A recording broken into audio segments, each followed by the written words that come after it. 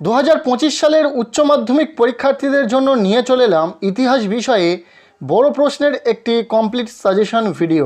পরীক্ষাতে 8 মার্কের 5টি প্রশ্নের উত্তর লিখতে হবে, যেখানে প্রশ্ন সংখ্যা থাকবে প্রায় 8 থেকে 10টি। এই ভিডিওতে আমরা তোমাদেরকে সেরা 8টি প্রশ্ন বলে দেব, যে 8টি প্রশ্ন পরীক্ষাতে আসার সম্ভাবনা খুব বেশি রয়েছে, এবং তারপর প্রতিটি অধ্যায় থেকে মাত্র কয়েকটি করে প্রশ্ন বলে দেব। তাই 8 মার্কের প্রশ্নের সাজেশন হিসাবে আজকের এই ভিডিওতে থাকা প্রতিটা প্রশ্ন যদি তোমার খুব ভালো করে পড়া থাকে, তাহলে আশা রাখবো তোমরা পরীক্ষাতে অবশ্যই প্রশ্ন কমন পাবে। প্রথম প্রশ্ন, পেশাদারি ইতিহাস বলতে কী বোঝো? পেশাদারি ও অপেশাদারি ইতিহাসের মধ্যে পার্থক্য লেখো। ভীষণ গুরুত্বপূর্ণ প্রশ্ন।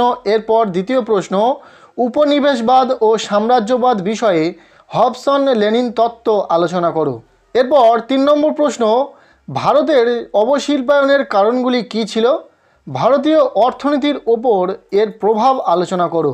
এরপর 4 নম্বর প্রশ্ন, ব্রিটিশ শাসনকালে ভারতে আদিবাসী ও দলিত আন্দোলনের বিবরণ দাও। আলাদা করে বলতে হচ্ছে না যে এই প্রশ্নটা বেশি গুরুত্বপূর্ণ, এখানে থাকা প্রতিটা প্রশ্নই গুরুত্বপূর্ণ।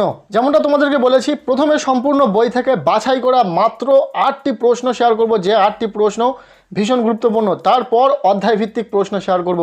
এরপর 5 নম্বর প্রশ্ন, মন্টেগু চেমসফোর্ড আইনের বৈশিষ্ট্যগুলি লেখো, এর সমালোচনামূলক আলোচনা করো। 6 নম্বর প্রশ্ন, 1942 খ্রিস্টাব্দের ভারত ছাড়ো আন্দোলন সম্পর্কে একটি নিবন্ধ লেখো। এরপর 7 প্রশ্ন, হোচিমিনের নেতৃত্বে ভিয়েতনাম মুক্তিযুদ্ধের সংক্ষিপ্ত পরিচয় দাও। ভীষণ গুরুত্বপূর্ণ প্রশ্ন। এরপর 8 নম্বর প্রশ্ন, স্বাধীনতা পরবর্তীকালে ভারতের প্রথম 3টি পঞ্চবার্ষিকী পরিকল্পনার লক্ষ্য ও গুরুত্ব আলোচনা করো।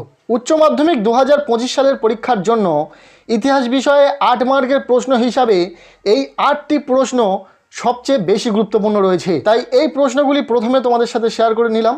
এরপর আমরা দেখে নেব সম্পূর্ণ বই থেকে অধ্যায় ভিত্তিক কিছু গুরুত্বপূর্ণ প্রশ্ন। প্রথম অধ্যায়, যেখানে মাত্র 2টি প্রশ্ন রেখেছি। প্রথম প্রশ্ন, আধুনিক ইতিহাসের লিখন পদ্ধতি সম্পর্কে আলোচনা করো। ভীষণ গুরুত্বপূর্ণ প্রশ্ন। এরপর দ্বিতীয় প্রশ্ন, মিথ বলতে কী বোঝো? অতীতকে স্মরণ করার ক্ষেত্রে মিথ এর ভূমিকা লেখো। এই 2টি প্রশ্ন খুব ভালো করে দেখে যাবে। এরপর আমরা দেখে নেব দ্বিতীয় অধ্যায়। দ্বিতীয় অধ্যায় থেকে প্রথম প্রশ্ন, সাম্রাজ্যবাদ বলতে কী বোঝো? সাম্রাজ্যবাদ উদ্ভবের কারণগুলি সংক্ষেপে আলোচনা করো। এরপর দ্বিতীয় প্রশ্ন, নয়া উপনিবেশবাদ কী? নয়া উপনিবেশবাদের বৈশিষ্ট্য লেখো। এরপর দেখে নেব তৃতীয় অধ্যায় থেকে কিছু গুরুত্বপূর্ণ প্রশ্ন। প্রথম প্রশ্ন, পলাশী ও বক্সারের যুদ্ধের তুলনামূলক ফলাফল আলোচনা করো। দ্বিতীয় প্রশ্ন, ভারতের অর্থনীতিতে রেলপথ বিস্তারের প্রভাবগুলি আলোচনা করো।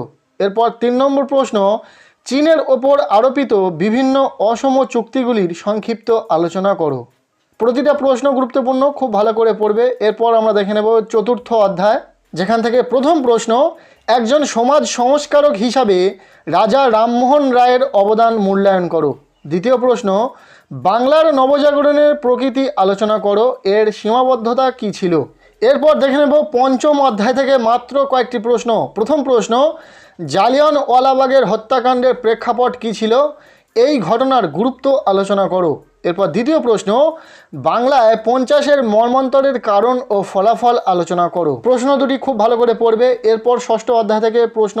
প্রথম প্রশ্ন, ভারতের স্বাধীনতা সংগ্রামে সুভাষচন্দ্র বসুর অবদান পর্যালোচনা করো। দ্বিতীয় প্রশ্ন, 1942 খ্রিস্টাব্দের ভারত ছাড়ো আন্দোলনে মহিলাদের অংশগ্রহণ সম্পর্কে সংক্ষেপে যা জানো লেখো। প্রশ্ন দুটি ভীষণ গুরুত্বপূর্ণ, খুব ভালো করে পড়বে। এরপর সপ্তম অধ্যায় থেকে প্রথম প্রশ্ন, সুয়েজ সংকটের সংক্ষিপ্ত পরিচয় দাও। দ্বিতীয় প্রশ্ন, ট্রুম্যান নীতি ও মার্শাল পরিকল্পনা সম্পর্কে সংক্ষেপে আলোচনা করো। এরপর অষ্টম অধ্যায় থেকে একটি প্রশ্ন গুরুত্ব সহকারে রাখা হয়েছে, স্বাধীন বাংলাদেশ উত্থান ও শেখ মুজিবুর রহমানের ভূমিকা আলোচনা করো। 2025 সালের উচ্চ মাধ্যমিক ইতিহাস বিষয়ের পরীক্ষার জন্য সম্পূর্ণ বই থেকে সেরা কিছু সাজেস্টিভ প্রশ্ন তোমাদেরকে দেওয়া হলো। প্রতিটা প্রশ্ন ভীষণ গুরুত্বপূর্ণ, কাজেই খুব ভালো করে পড়ে রাখো। আজকের এই ভিডিওটি এতটুকুই। ভালো লেগে থাকলে লাইক করো, চ্যানেলে নতুন হলে চ্যানেলটিকে সাবস্ক্রাইব করে রাখো।